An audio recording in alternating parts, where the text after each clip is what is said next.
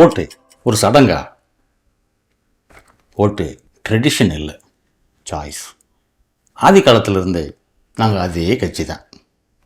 எங்கள் ஓட்டு எப்போவுமே இந்த கட்சிக்கு தான். யாராவது இப்படி சொல்கிறத கேட்டிருக்கீங்களா? அவங்கள ஏன்னு கேட்டிருக்கீங்களா? அது என்னன்னா, அவங்க தாத்தா காலத்தில்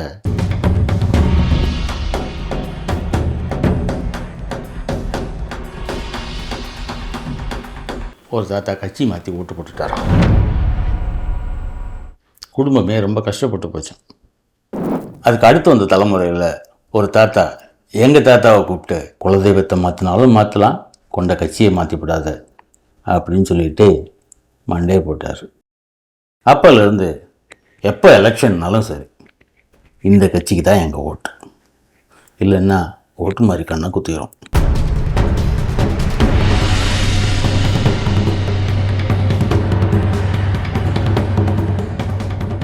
பின்ன என்ன சொல்கிறீங்க? வீட்டு பெரியவங்க எப்போவோ அவங்க காலத்தில் நல்லா பெர்ஃபார்ம் பண்ண ஒரு கட்சியை கையை காட்டி அறிமுகப்படுத்தியிருப்பாங்க. அது அந்த கால தேவைக்கு. நம்ம வீட்டு ஓட்டு ஒரு நல்ல கட்சிக்கு போகட்டுமே அப்படின்னு நினச்சிருப்பாங்க. அது நாடு அன்னைக்கு இருந்த நிலைமையையும் கட்சிகள் வச்சிருந்த கொள்கைகளையும் யோசித்து சொன்னார்.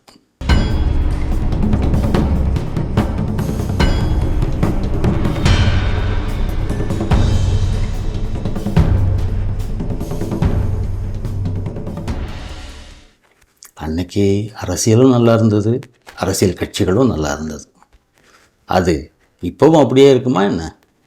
மணிக்கு ஒரு மாற்றத்தை சந்திக்கிற இந்த அரசியல் காலத்தில் இவ்வளவு காலத்துக்கும் ஒரு கட்சி எக்ஸ்பயர் ஆகாமலாம் இருக்கும்?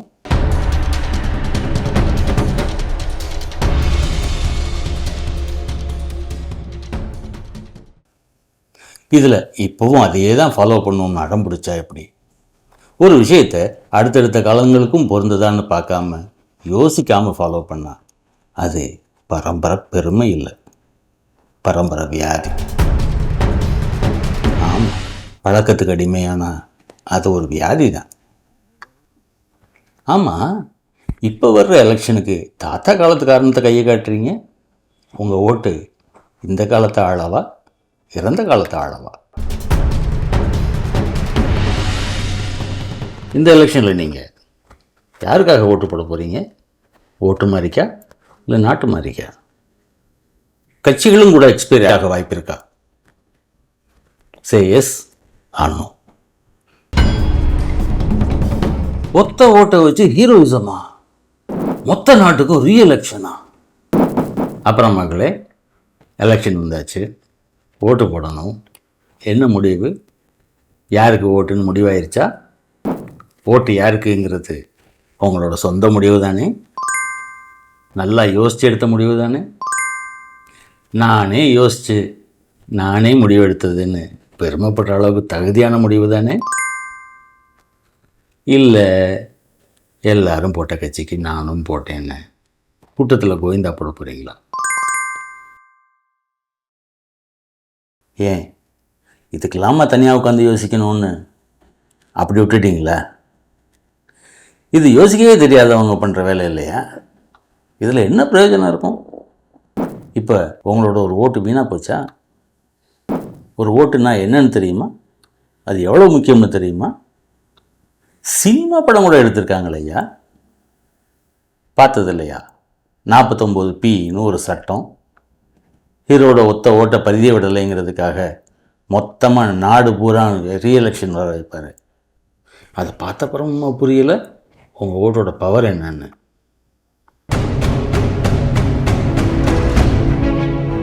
வாக்குச்சாவடி வரைக்கும் போய் வரிசையில் நின்று பூத்துக்குள்ளே போனதும் உங்கள் ஓட்டை யாரோ போட்டுட்டாங்கன்னு சொல்லி வாக்குரிமையை தொலைச்சிட்டு வீட்டுக்கு திரும்பி வந்தா பாவம்.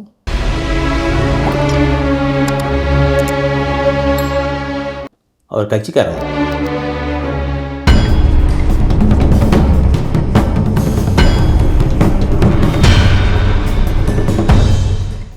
உங்கள் ஓட்டை யாரோ போட்டுட்டாங்கன்னு சொன்னாலும் போனால் போகுதுன்னு விட்டுட்டு வராமல் தேர்தல் அதிகாரியை பார்த்து ஆதாரங்களை எல்லாம் காட்டி 49P யூஸ் பண்ணி வாக்கு செலுத்திட்டு வந்தா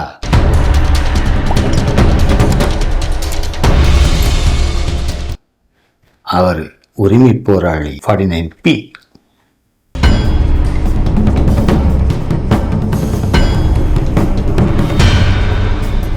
யார் என்ன ஆகப்போகுது?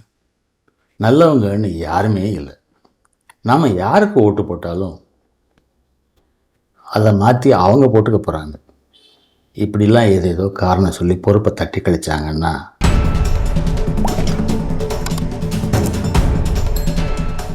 அது நோட்டா பார்ட்டி.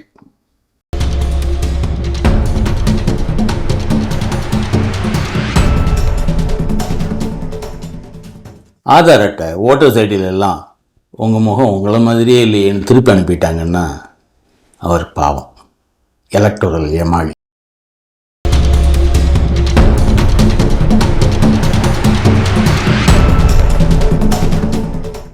கிடைச்ச லீவை என்ஜாய் பண்ணாமல் கொளுத்துற வெயிலில் போய் க்யூவில் நிற்கணுமா அப்படின்னு வீட்டில் உட்காந்து டிவி பார்த்துக்கிட்டு இருந்தா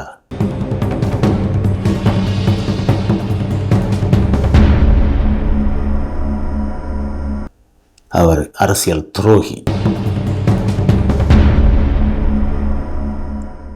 எந்த கட்சி, யார் வேட்பாளர், அவங்க செஞ்ச நல்லது கெட்டது பார்த்து யோசித்து தேர்ந்தெடுத்து யார் ஓட்டு போடுறாங்களோ அவங்க தான் பொறுப்பான பிரஜை.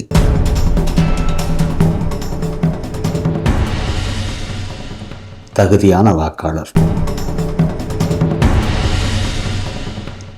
அவர் தான் சரியான ஜனநாயகர்.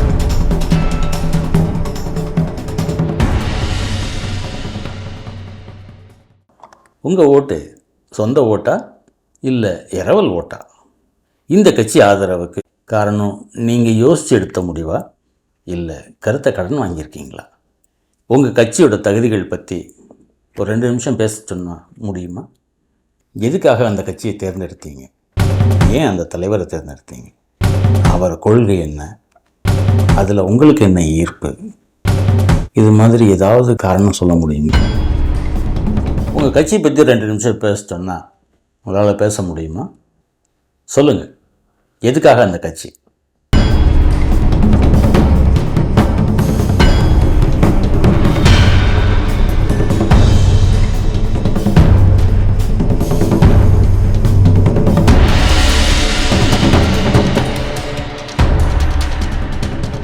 மொட்டையாக பிடிச்சிருக்குன்னு சொல்லலாம், இல்லை நம்ம ஆளுன்னு சொல்லலாம்.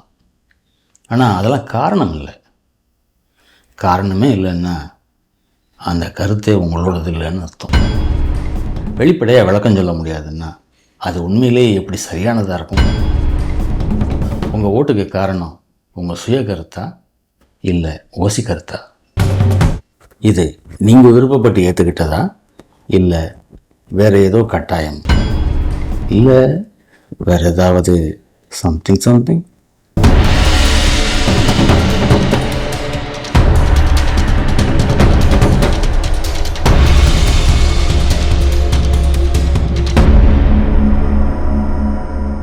உங்களோட கட்சி தேர்வுக்கு காரணம் இருக்கா? அதை நேர்மையாக சொல்ல முடியுமா? அப்போ கமெண்ட்டில் சொல்லுங்கள். உங்கள் ஓட்டு விருப்பப்பட்ட ஓட்டா, கடமைப்பட்ட ஓட்டா, இல்லை கட்டாயப்படுத்தப்பட்ட ஓட்டா?